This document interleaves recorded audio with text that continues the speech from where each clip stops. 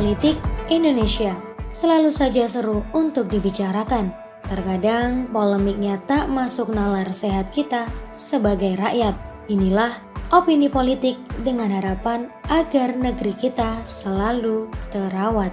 Haikal Hasan mungkin lari tiarap soal video dirinya ajak belanja di 212 Mart.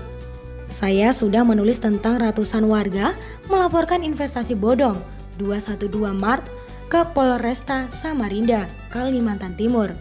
Mereka melapor karena merasa ditipu oleh pengurus Koperasi 212 Samarinda setelah mengundang investasi untuk mendirikan pusat perbelanjaan 212 Mart.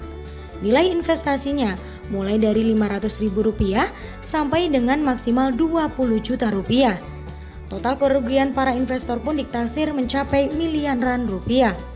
Dari pengumpulan dana investor, didirikan 3 toko 212 Mart di Samarinda dengan nilai investasi mencapai Rp2 miliar. Masalah sebenarnya muncul sejak Oktober 2020, mulai dari gaji karyawan, sewa, tagihan listrik, dan PDAM yang belum dibayarkan, hingga operasional 212 Mart ditutup atau dengan alasan pandemi COVID-19 tanpa mengembalikan investasi kepada para investor. Bukan hanya itu, pengurus koperasi pun mundur satu persatu dan bendahara pun sulit dihubungi karena merasa tidak ada jalan lain. Para korban terpaksa melapor ke polisi. Setelah resmi mendapat laporan dari warga, polisi mulai menyelidiki kasus ini dan melacak keberadaan para pengelola koperasi agar dapat dimintai pertanggungjawaban kepada para investor. Di balik ini, ternyata seorang netizen mengunggah sebuah video tentang Haikal Hasan. Video lama di mana dia meminta umat Islam untuk berbelanja di 212 Mart, menolak lupa saat si Fangke promosi 212 Mart. Sekarang apa dia mau ikut bertanggung jawab atas investasi bodong waralaba gerombolan 121 ini, katanya. Di dalam video tersebut, Haikal Hasan mengajak umat Islam untuk berbelanja di toko sesama umat Islam. Dalam hal ini 212 Mart.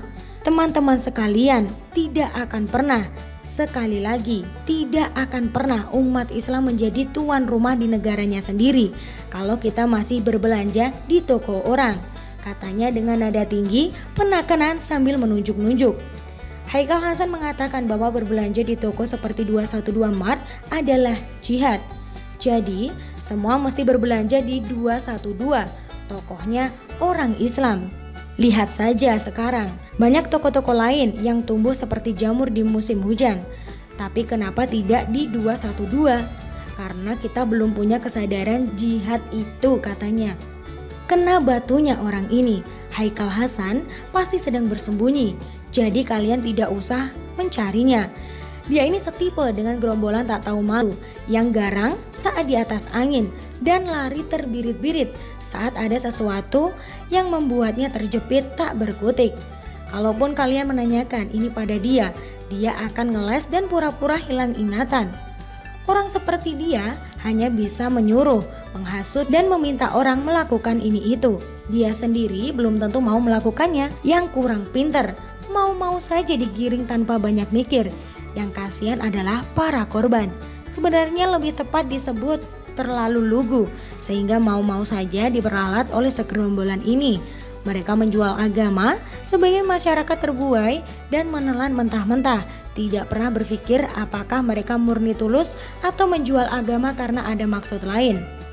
Makanya sekarang ini marak penipuan dengan mengatasnamakan atau memakai embel-embel agama.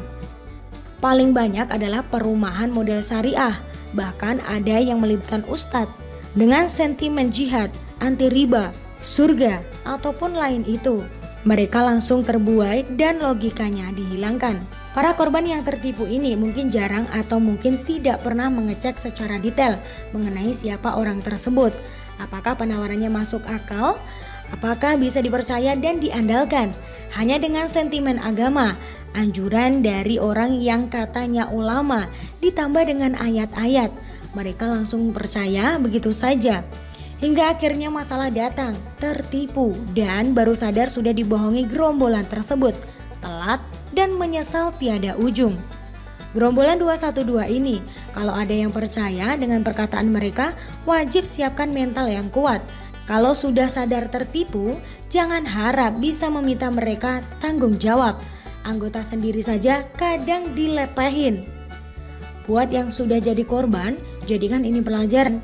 Hidup sesuai anjuran agama itu bagus, tapi jangan sampai meninggalkan akal sehat dan logika.